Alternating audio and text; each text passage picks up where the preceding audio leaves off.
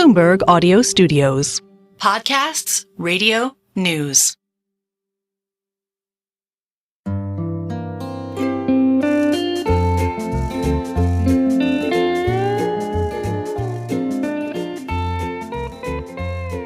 Hello and welcome to another episode of the Odd Lots podcast. I'm Joe Weisenthal. And I'm Tracy Alloway.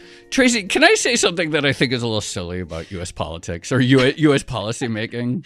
What an intro, Joe. The answer is always. So I'm sure there's plenty of things about our U.S. system of government that, could be improved upon in theory. But I'm aware that for various rules that exist in D.C., we often pass these laws that just expire. And I think it has something to do with, reconciliation and the deficit and the filibuster and all these things where you pass a law and it seems fine, whatever. And then if you don't do anything, it just goes away in 10 years. It actually seems very hard to pass a law that has any sort of permanence, especially if it changes to government spending or taxation. It seems very hard to make permanent, substantial changes to our fiscal policy. I have to say, when you mention it's been 10 years, that's kind of amazing. So you are specifically talking about the 2017 Tax Cut and Jobs Act, aka the Trump tax cuts. Those went into effect in 2018, and many of the cuts are scheduled to expire at the end of 2025. So by 2026, if we don't have any change, if we don't go about, doing it all over again, then we could see tax increases. Right. Currently, if nothing happens, if we were to get sort of gridlock after November or just nothing happens, there is this tax hike that is existing law says starting in 2026, I believe, some taxes are going to go up. I don't know exactly what they are. We'll learn what they are. But right now we are on course for tax hikes. Now, every politician, I think, on either side of the aisle would probably say, at least for some constituency, some income groups, we don't want this to happen. We don't want taxes to go up for Americans earning less than $400,000. That's something Democrats say from time to time, things like that. But it doesn't matter if every side doesn't want it to happen. You still need some sort of compromise law to replace the existing law. Right. And there's no guarantee of that because politics is politics. And so as of right now, yes. But it is A, something for people to recognize. And B, I think it's also important to understand what is the existing tax code? What did we change? Why did we have this change under the Trump administration with the TCJA? The process of actually designing tax policy really interesting. And I have a lot of questions. And a lot of it stems from my first ever encounter with U.S. taxes. Oh. I was living in London at the time, so I had to file things like the foreign earned income exclusion and stuff like that. And I remember receiving this 400-page book from the IRS on how to do your taxes. And it would say for box 78A, turn to page 328. And I would turn to the page and there would be nothing there of relevance. And I remember sitting on the floor of my living room in London and crying over this paperwork and this admin that I had to do. So America's tax system seems incredibly complicated to me. I don't even know how you start to make changes to it. And I am very interested to learn. Well, I'm happy to say we literally have the perfect guest because we are going to be speaking with the architect of the Tax Cut and Jobs Act, former chairman of the Ways and Means Committee, Kevin Brady, the senior consultant now at Aiken Gump.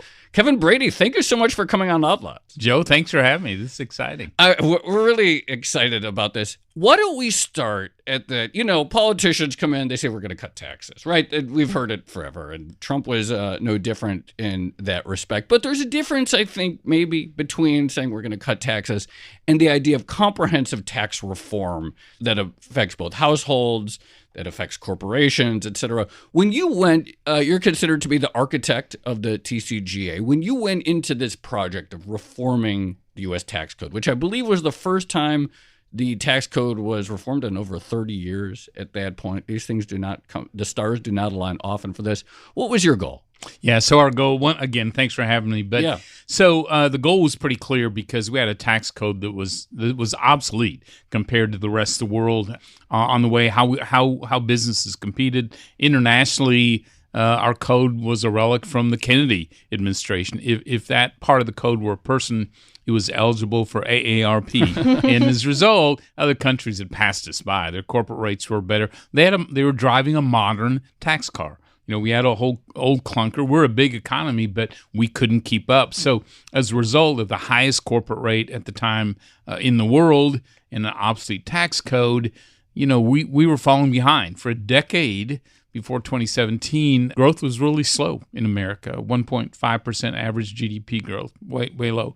Paychecks were stagnant for the decade, and as you may recall, about every other month, there was another U.S. company picking up roots from the U.S. and moving overseas, or bought by a foreign company, even though we were the bigger factor there, moving headquarters and employees overseas. So, we had to act. Ways and Means Committee Republicans actually worked 8 years to be ready to do tax reform, and I credit former Chairman Dave Camp from Michigan and Paul Ryan, who later became a speaker. The work we did for all that time, prepared for someone in the White House to lead on tax reform. And that's what happened in 2017. So these type of tax changes, going back to my earlier point about the complexity of the U.S. tax system and maybe its outdatedness, as you put it, does the ambition start at the policy level? Is it there are particular things in the code that we think are maybe stupid or irrelevant or old-fashioned, and so we need to start focusing on those? Or does it start with a general desire to lower taxes or reform the system, and then you kind of work backwards to the individual policy level? Yes, so the answer is the big goals, and then you work backward. For example, we specifically wanted a tax code built for growth of jobs, paychecks in the U.S. economy. We wanted to redesign the international code so that it would leapfrog America to among the most competitive economies. But we wanted to make sure, we wanted to do it in a way where our U.S. companies could compete and win anywhere in the world, including at home. When they did compete and win overseas, bring those dollars, make it easy for them to bring it back, invest in the U.S. The old tax code said, no, don't do that. And we wanted to drive innovation, because whatever country wins the innovation race really wins the future, I think, economically. And we wanted to make America the most desirable place for that new plant, that new research, that new intellectual property. So those were the bigger goals. And then we wrote to those. And one of the lessons we learned during the 8 years as we laid out drafts of what we might do is that we realized, especially in 2017, we had to go bold. Because this only happens, as you said, Joe, once a generation, really. And so you can't miss that opportunity. The other thing we learned is the bolder you go, the more people are willing to give up parts of the old tax code to drive a new, modern, faster, better performing tax vehicle going forward. So we took lessons we'd learned into the whole tax debate.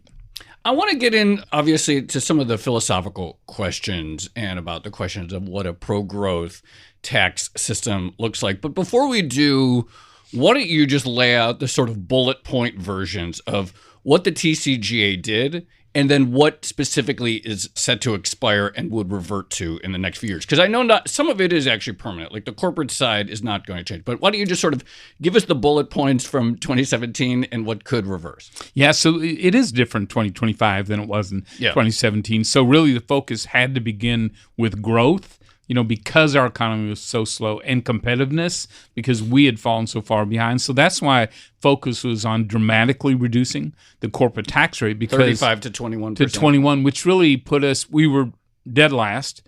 We moved into the middle of the pack, but the redesign of the international code made us very, very competitive. And so 21% puts us in the middle of the pack for our major foreign competitors at 21%.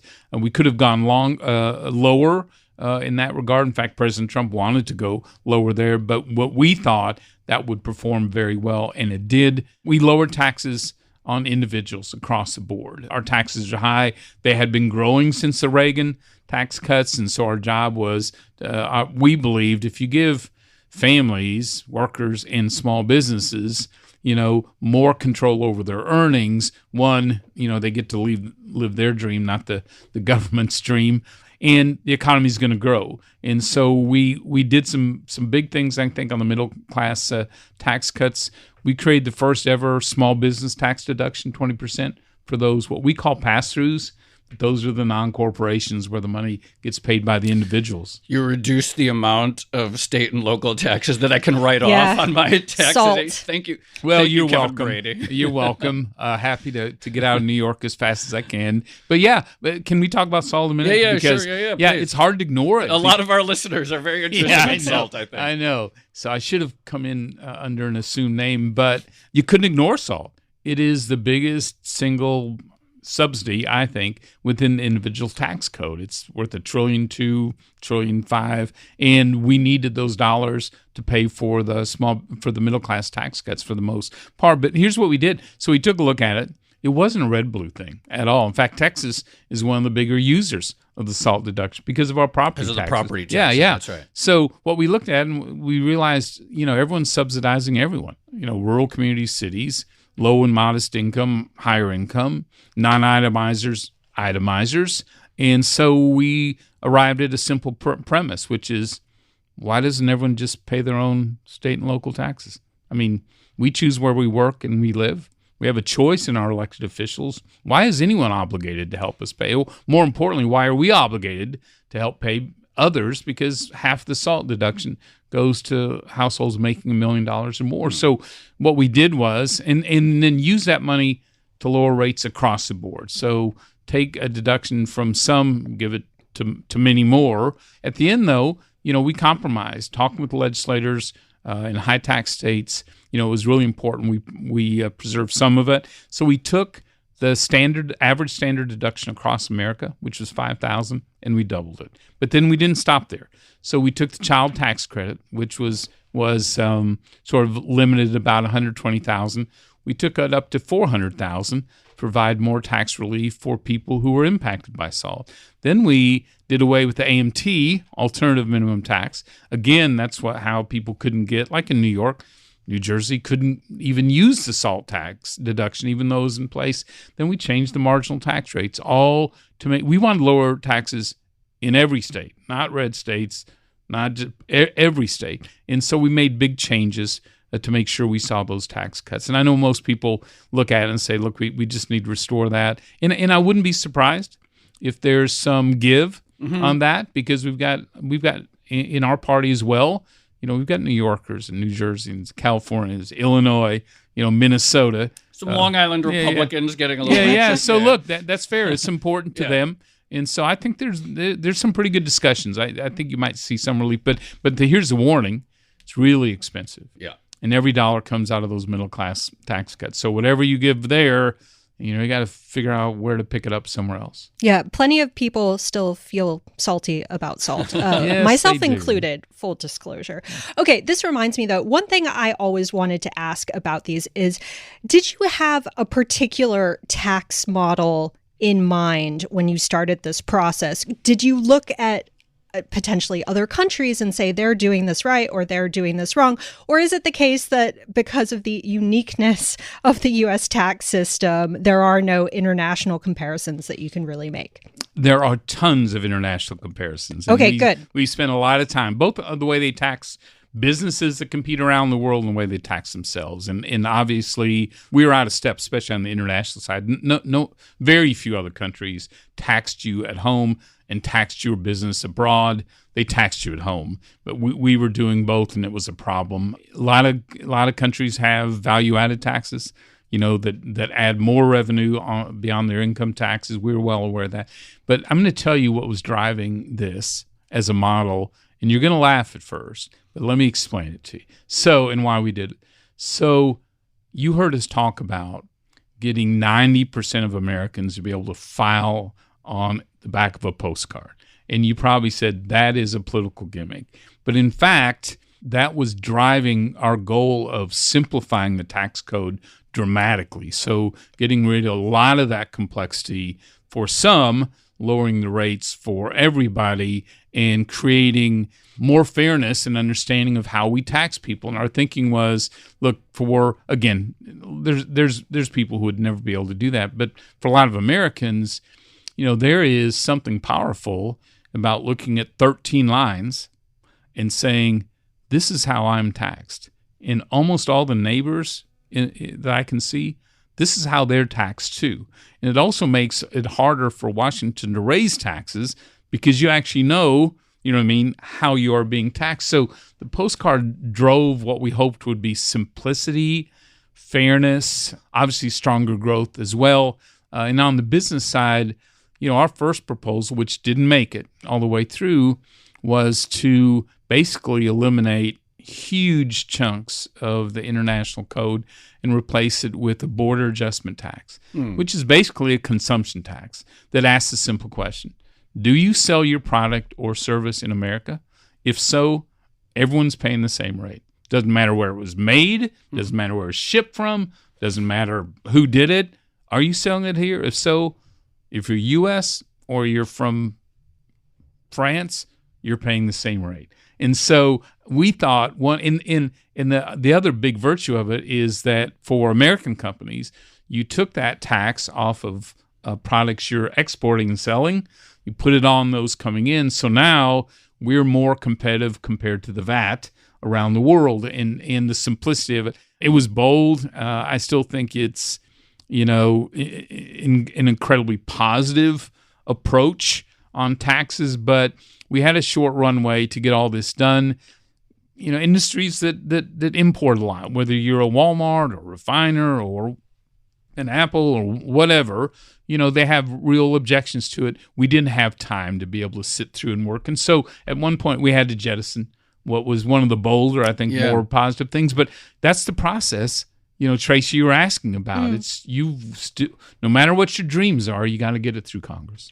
So tell us more about that process. What are the conversations actually like? Are you all in a room together, like yelling at each other? Are there, phone calls at midnight, that kind of thing? So because we started so early, it was just a continual series of meetings, listening sessions, discussions with the scorekeepers, like Joint Committee on Taxation, Congressional Budget Office. I want to ask you about that. Yeah, you got to figure out, you got to turn the Rubik's Cube to figure out, okay, if we do this and this, what do you get? Like what kind of growth and who pays the taxes and what's the cost of all that? And so we had a long time to run through countless meetings, briefings, bring in experts and all that. But in 2017, as we really started to get crunch time, all of that accelerated. And so we, certainly in the House, we started with this premise. We went to our House members and said, look, we're going to tear the tax code down to its foundation and we're going to rebuild it.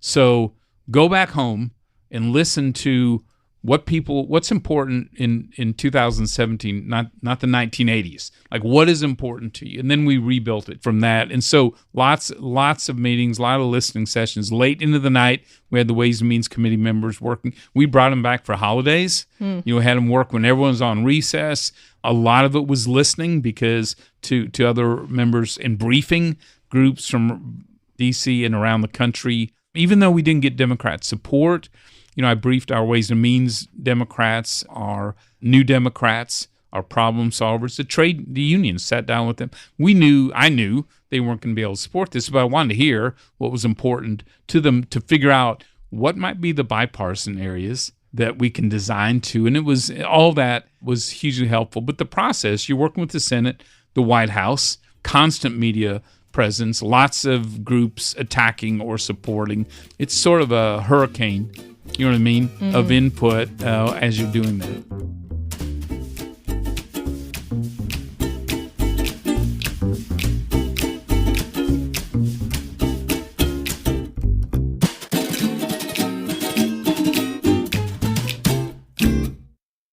I'm going to ask you a kind of political question. You can be as forthcoming as you would like to be on this question, but there's obviously a possibility that, Trump wins in November.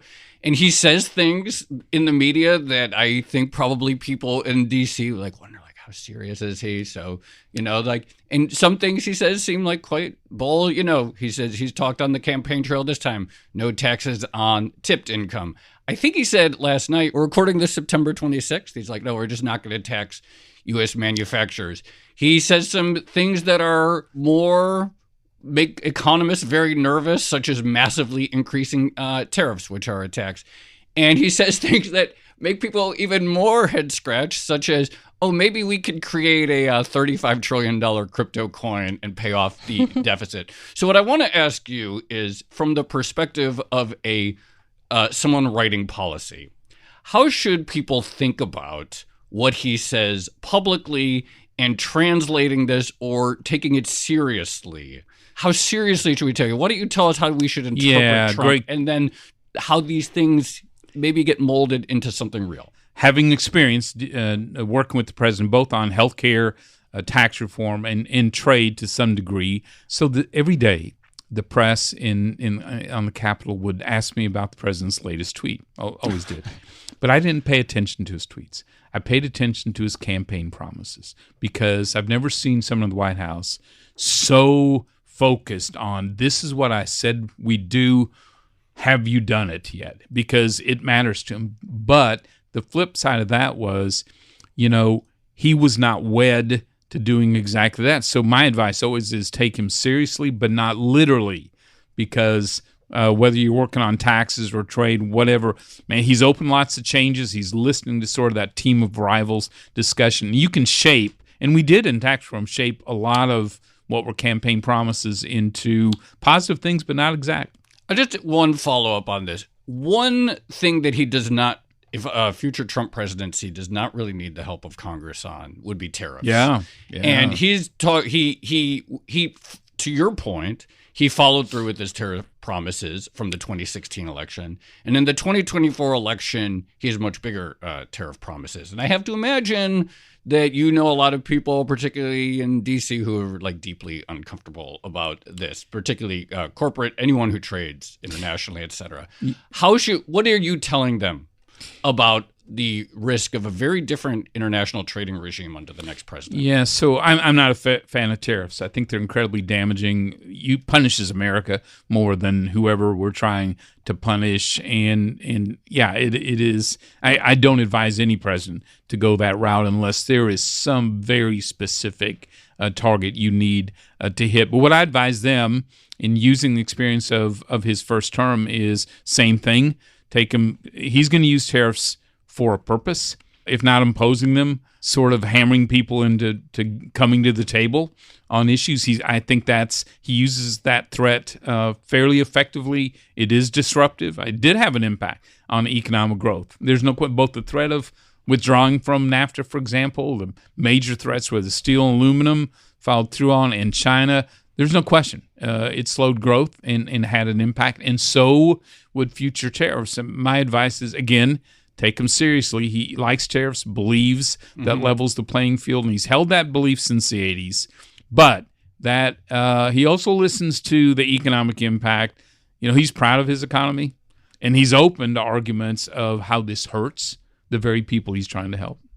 Since you mentioned economic growth, how do you judge the success of something like the tax cuts? Because, I'm aware there's a controversy right now over dynamic analysis or modeling, and it does seem hard to disentangle the cuts from other factors. So and it does feel like, you can kind of say oh, well, the tax cuts did this, but then you can argue, well, there were other things going on and that's why growth went up. So how do you kind of evaluate the actual impact? Yeah, as you know, there's lots of projections ahead of tax reform in the economy. There's lots of different data on it. We try to use the government data as much as possible. And we supplement it with lots of other studies and different groups. Those are all very helpful, but we tend to rely on, so what do the numbers show us? And yes, there are always other factors. I think the relief on regulation played a pretty important part, I think, in the economy overall,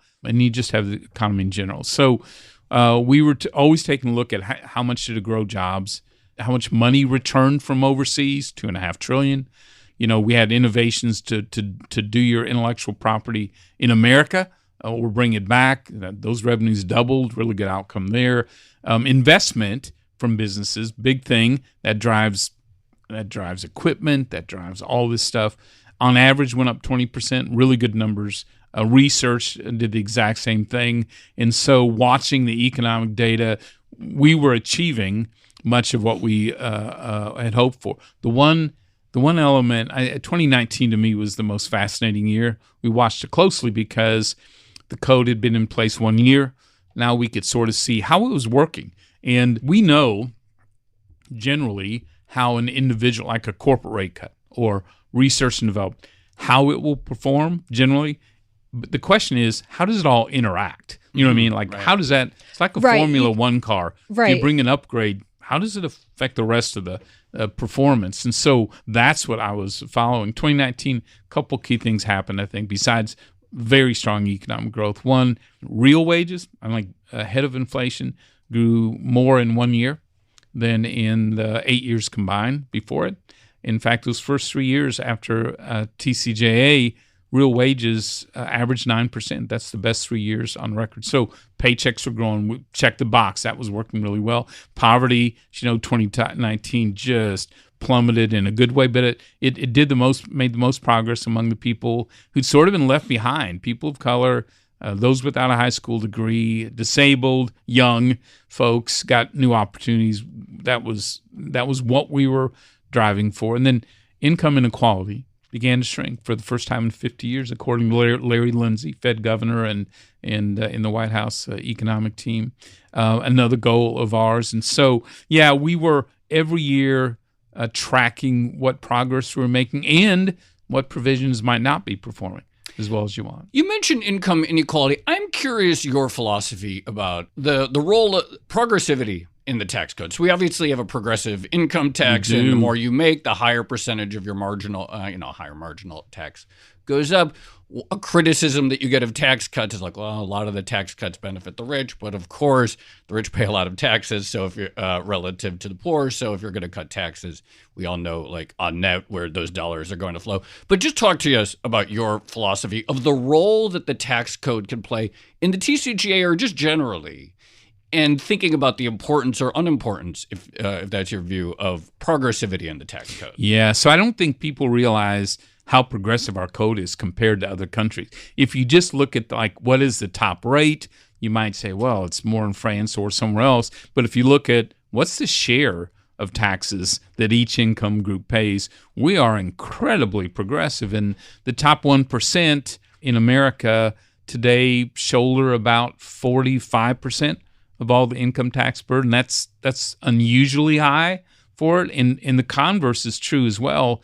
Like the bottom half of income earners, what we would think is up to the middle class, shoulder only about a little more than 2% of the whole income tax burden. So, and it grew after the tax reform.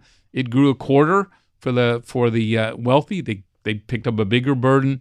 It shrunk by a quarter for the modest and low income, down to 2.3%. So people are always surprised how progressive we are compared to other countries. Real quickly, and before we forget to do this, can you give us the bullet point summary of what happened? Okay, let's say 2024 election happens. It's political gridlock. They can agree on nothing in D.C. What reverts and what doesn't? Yeah, so 2017 was all about growth and competitiveness. 2025 is going to be about the individual tax cuts. Do they hang around? And so all the individual marginal rates revert back to pre-2017. Those are an average family it's going to be around $2,000 roughly. Things like the child tax credit is going to shrink back. The standard deduction, which we nearly doubled, hugely popular. And now 90% of Americans don't have to itemize their taxes. They sort of love that. That reverts as well. The small business tax cuts we created goes away. That's really damaging, I think, in a big way. Then things like the estate tax, what we call the death tax, family farms and businesses, goes back to very few exceptions and a much higher rate. Things like opportunity zones disappear. We created a new tax credit for paid family and medical leave. So businesses that created those programs tailored to their workers could get some help doing it goes away as well. And in some business credits, really important, research and development expensing of your equipment, software, all of that reverts to a very, I think, negative position there. So, yeah, $4 trillion or more of tax hikes that'll slam the economy. And neither party, I think, has anything to win by letting these expire, which is why you ask why some things are expiring, some not. So I'm not going to just blame it on Senate budget rules, but I'm going to blame it on Senate budget rules because that's what did it. Yeah. But our thinking was we locked in all the growth and competitiveness because it's so important on paychecks and jobs. We left the more bipartisan issues. We believed Republicans and Democrats would want to keep the middle class tax cuts, the small business tax cuts, the child tax credit, issues like that, where I think there'll be more common ground heading into 2025.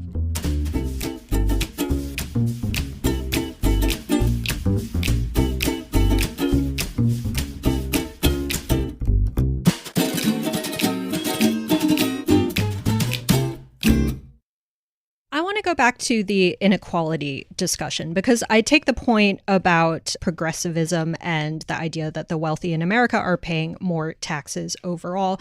But my impression is the more redistributionist countries that are out there, I guess, they don't necessarily have really progressive taxes, but the difference is that the tax that they get, they direct more towards the poor. So I guess my question is, could we reduce inequality through something other than taxation? Could we just spend in a different way in order to... More focused way. Yeah, exactly.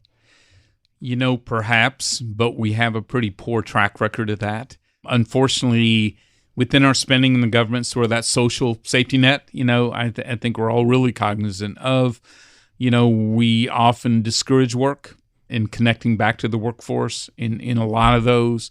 When you put all that net together, on average, in a state like Texas, for that family, whether it's single mom or with a couple children, those benefits start to add up. Like in Texas, we're a little stingy on all that. It's still close to $50,000 a year. In Pennsylvania, it'll be 60-some thousand. So the problem is that you make it really hard for people to move out of the social safety net. It's not in their interest to do it, or doesn't feel that way for them. And so part of our thinking again on the tax code was, let's reward work, you know what I mean, in a way that allows them and encourages them to move back into the workforce. That happened in TCJA, certainly not to the level we will need for the long term. And COVID changed everything sort of on labor participation and just changed the game that way. So one of the criticisms of the current current tax code is people talk about this phenomenon of buy, borrow, die. Wealthy people accumulate assets rather than sell them when they go up to enjoy the fruits of their increased wealth. They borrow against them, and that borrowing is tax-free, and then they spend that, and then assets tend to go up like stocks over time, and then they die, and then they're bequeathed to their children, and the children get a step up in basis such that they don't actually pay capital gains on the original purchase of the real estate or the stock or whatever. And so one thing that was for about a week, people were talking about, it was like, well, maybe we should have some sort of tax on unrealized capital gains. Seems very unlikely to me for all kinds of reasons. But setting that aside, are there still issues out there that seem structurally wrong, such as step up in basis and some of these other ways that the wealthy can accumulate assets without having a big tax bill before realizing their benefits? Yeah, I actually don't see that as an abuse in the sense that, we do that in our home equity loans. You know what I mean? We build up that value. We borrow against for something that's important. The value hopefully keeps going up, and when we pass on, we do get an exemption, and usually for us, for middle class. Yeah. They don't get hammered with the estate tax in any way. So I don't know what's wrong with borrowing against values you've invested in. And I'll tell you this too, most of those investments come, I think, because, our tax code, we try to drive investment. So, when you earn $1, there's 3 things you can do with it. You can spend it, which a lot of us do. You can save, which is economically better, or you can invest. That's risky. No guarantee you're getting it, but is the most pro-growth of everything you do with that dollar. And a lot of we're trying to encourage people of every income level to invest more, save more, and invest more, because usually it's good for them and super for the economy. And one of my concerns always is when you go after unrealized gains or tax hikes on the wealthy, you're actually taking those who are the super investors, and our country are willing to risk everything to take us to Mars, or in some cutting edge technology that drives jobs and opportunity in such a big way. And so I'm always really cautious about just picking that group of villains, saying we need more of a fair share is how much your money you owe me. Mm-hmm. Yeah, I think economically, and for the U.S., it's really the innovation and the investment. Our tax code's pretty good at this, at driving that risk. So speaking of criticisms, we would be very remiss if we didn't ask you about one of the biggest ones, which is the impact of the tax cuts on the deficit. And I know there are all these different ways to measure this, but I think, one fact that probably can't be debated is that under Trump, there was like $8 trillion of debt approved versus under Biden, I think there was something like $4 trillion. And I'm curious how you link those two things together. So the cuts and the deficit. And I guess, Joe, don't come at me, but are Republicans MMTers now? Yeah. Like, do deficits matter? Yeah, they definitely do. So sort of reset some things. Look, I think Biden's debt was much higher. It's been averaging $2 trillion a year there. And certainly there was an impact from TCJA, but not nearly as much as people think. And here's why. Everyone is shocked when I tell them that we paid for most of the tax cuts up front. We didn't do $1.5 trillion of tax cuts. We did $5.5 trillion because we needed to be that bold to get back in the game and drive the economy. We raised $4 trillion through reforms that paid for growth and for lower rate. And so on the day President Trump signed it, 72% of those tax cuts were already paid for. On top of that, we've seen huge revenue growth. For example, corporations now pay more to the government at the lower 21% rate than was projected at 35%. I mean, growth really matters, drives a lot of revenue. So I think that $1.5 trillion, the Congressional Budget Office quickly revised it down to about 1.1. We've seen more growth since. And unlike most tax cuts, you can safely say for most tax cuts, you can recover about 30% of it. Generally, that's the rule of thumb. In this case, we recovered twice that to begin with. It's gone much higher. It did create deficits, no question about it, but I think much smaller than most people ever dreamed we would do. Going forward, though, Congress is going to have to raise $4 trillion just to keep the current tax cuts. On the Republican side, this is going to be a real issue. Debts and deficits matter. It's exploded in a big way. And so I think, especially if Republicans run the table, who knows how this works in November, I think there's going to be, especially in the House, some real serious discussions about how much of these extensions are paid for. You know what I mean? What do we do? What kind of other reforms do we do, either in spending or tax cut or the tax code itself, to lower that number? So no, I don't see us now moving to, modern monetary theory, no matter what's said. I think that's the biggest issue that worries most Republicans. I just have one last question. And you talked a little bit about this, where some of the goals you had in the beginning with related to international revenues and how they were taxed. And there are still some certain sectors of the economy, highly intellectual property oriented sectors like pharmaceuticals, maybe like something also still, iPhones, et cetera. But pharmaceuticals, there is this sense of unfairness that Americans pay some of the highest prices in the world for drugs. And at the same time, many American drug companies seem to pay fairly small amount of taxes with a lot of the revenue booked overseas. Is there still more work to be done? Let's say you had another crack at it and somehow the stars aligned. Is there still more work to be done, in your view, on getting that right? I think, let me just say this. Tax reform was not perfect. Yeah, sure. We went through the political process. On the day it was signed, I had 1,000 things I wanted to do differently. And my advice to Congress now is don't just extend these, improve them.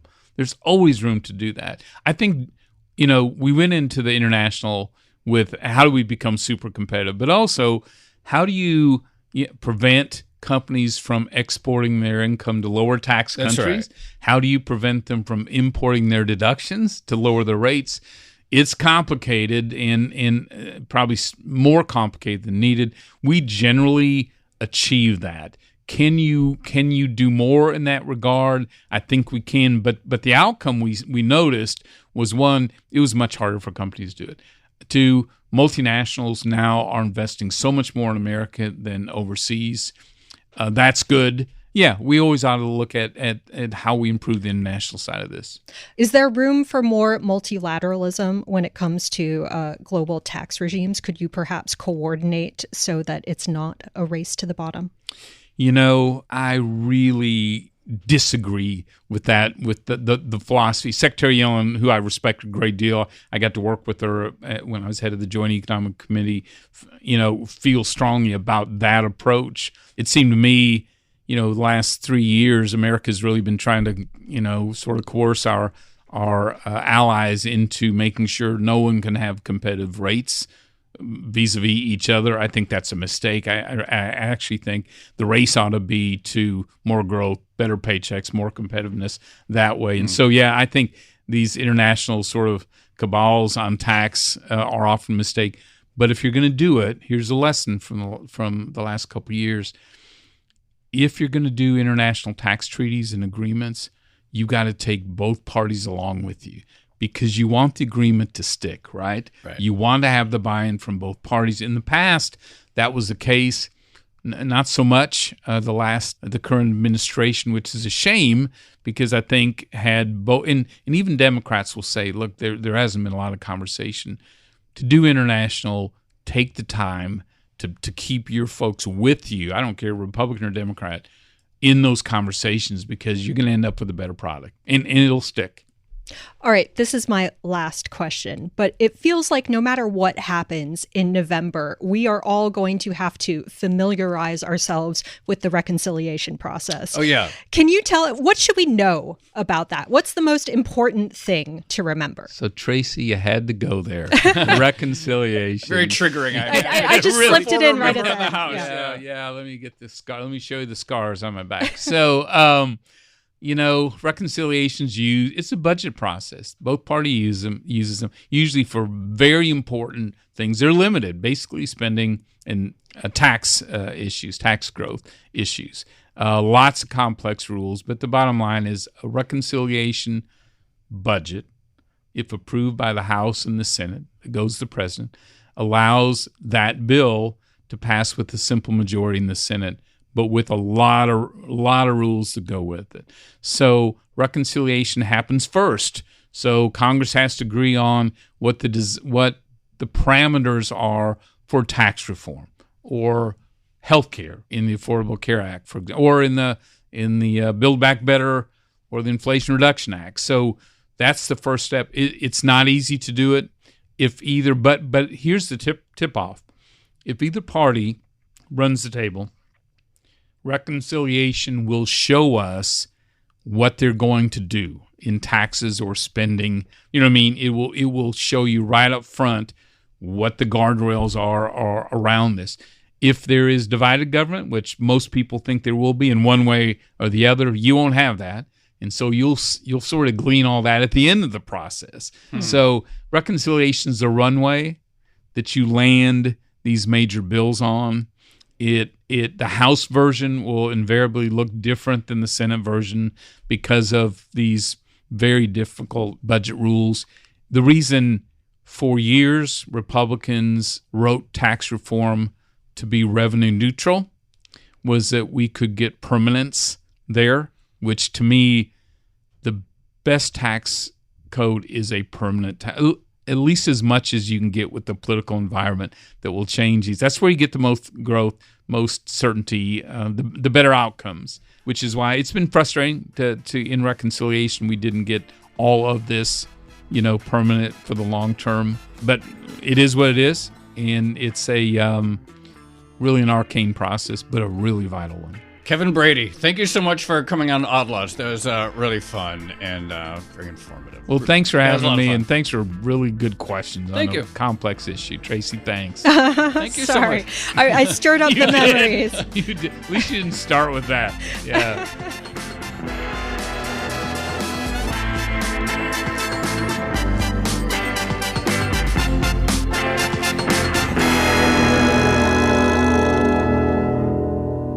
Tracy, I found that to be very interesting. I really liked hearing, just like even from a process standpoint or a philosophy standpoint of what reform of the tax code is, what reform of the tax code is within the constraints of the U.S. legislative process. I found that to be a very informative episode.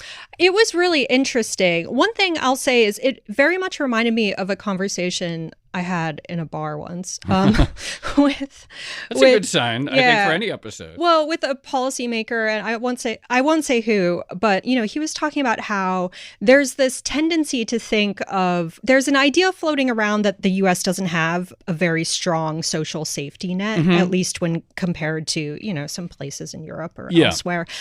And he was making the point that there is a social safety net. It's just so much of it is embedded in the tax system rather than direct spending. Yeah. And I don't necessarily, I'm a journalist, so I don't have opinions, and I know. So I can't agree or disagree with the goals behind that. But I do think if you want to understand the U.S. economy, it's important to realize how big and complex and important the tax system actually is. No, and we could go a lot deeper on this even with another episode, this is such a good point, which is how much we rely on the tax code specifically, refundable tax credits, etc., tax credits for people who don't pay any taxes. Home ownership. All of these things through the tax code, whereas some things, so for example, people talk about child tax credits. Yep. You could just, instead of talking about child tax credits at all, through the Social Security Administration, send out checks. Instead, you file taxes and you get money back. To former Chairman Brady's point at the end, it does sound like if there were ever even if we could ever agree on what an ideal tax system would look like, it would be a never-ending process of sort of asymptotically getting there over time. Ooh, and asymptotically is a good word. Thank you. And we're probably theoretically many, many more things that could be done. Can I say one other thing? I enjoyed hearing this sort of a certain, I don't know if old-fashioned is the word, but I would say old-fashioned view of competitiveness, cutting taxes, this is the path to growth, etc.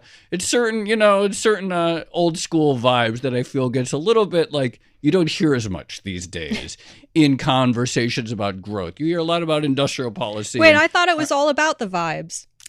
No, it's just that specific thing of let's cut the taxes and it's nice to hear from a believer. All right. Shall we leave it there? Let's leave it there. This has been another episode of the Odd Lots podcast. I'm Tracy Alloway. You can follow me at Tracy Alloway. And I'm Joe Weisenthal. You can follow me at The Stalwart. Follow our producers, Carmen Rodriguez at Carmen Armin, Dashiell Bennett at Dashbot, and Kel Brooks at Kel Brooks.